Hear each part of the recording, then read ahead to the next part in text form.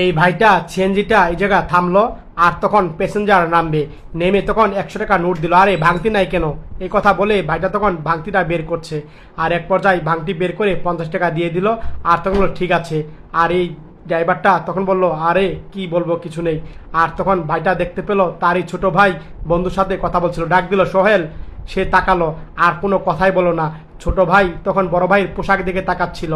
আর তখন পোশাক দেখে তাকে ডাকলো না, তার বন্ধু বান্ধব সামনে অপমান বোধ করবে তার জন্য। বড় ভাই বুঝতে পারলো পোশাক দেখে ছোট ভাই ডাকলো না, আর কোনো কথাই বললো না। তখন সে সিএনজি তখন স্টার্ট করে তখন এক পর্যায়ে তার দিকে তাকিয়ে তাকিয়ে চলে গেল। ছোট ভাই বাসায় কথা বলছিল, এদিকে বড় ভাই গাড়ি নিয়ে আসলো, দেখতে পেলো ছোট ভাই ফোনে কথা বলছে। আর তখন এক পর্যায়ে ছোট ভাই বড় ভাইকে দেখে সেখান থেকে চলে গেল। ছোট ভাই অবাক চোখে তাকিয়ে রইল। এক পর্যায়ে বড় ভাই সিএনজি থেকে তখন নামছিল, আর ছোট ভাই রুমে গেল। মা এসে দেখতে পেলো তার ছেলে সিএনজি চালিয়ে আসছে, দেখে খুশি হলো। আর এক পর্যায়ে বলল মা, এবার বলে কাছে গেল, আই বাবা তোকে খাবার দিচ্ছি, এইভাবে কথা বললো। আর মা তখন রুমে গেল, আর তখন বড় ভাই রুমে গেল।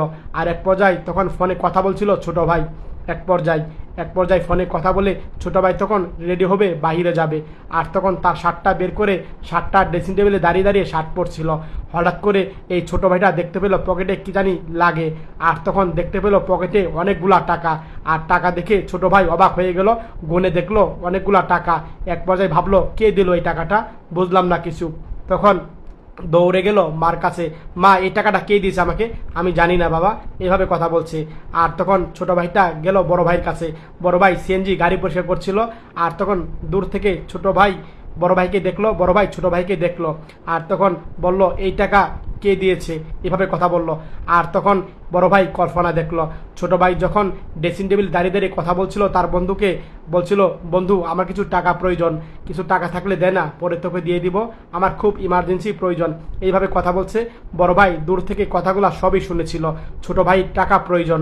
আর তখন বন্ধু নাক বলেছিল টাকা নেই, এইভাবে কথা বলেছিল।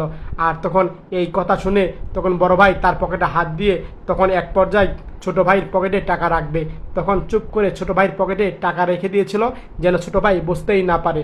আর তখন বন্ধুকে বলছে আচ্ছা ঠিক আছে বন্ধু, না দিলে না দিবি, এইভাবে কথা বলছিল। আর এক পর্যায়ে কথা বলে রেখে দিয়েছিল।